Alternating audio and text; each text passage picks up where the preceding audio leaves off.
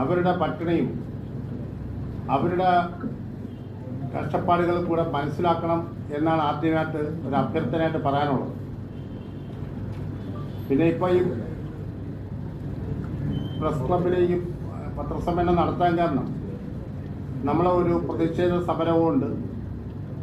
അതുപോയിട്ട് ബഹുമാനപ്പെട്ട നമ്മുടെ ഗതാഗത മന്ത്രി അദ്ദേഹം സ്ഥിരം സംസാരിക്കുന്നിടത്തെല്ലാം CITU സംഘടനയുമായി ബന്ധപ്പെട്ട ചില പരാമർശങ്ങൾ നടത്തുന്നതുമായി ബന്ധപ്പെട്ടാണ് ഇന്ന് ഈ മീറ്റിങ്ങിൽ പ്രസ് ക്ലബിലെ മീറ്റിംഗ് വയ്ക്കാനുണ്ടായ കാരണം.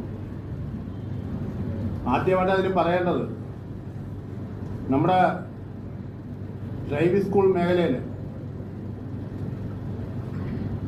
യൂണിയനുകളുടെ ഒരു മീറ്റിംഗ് കഴിഞ്ഞ 15-ാം തീയതി ഗതാഗത മന്ത്രിയുടെ ഓഫീസിൽ വിളിക്കുകയുണ്ടായി. അംഗീകൃത യൂണിയനുകൾ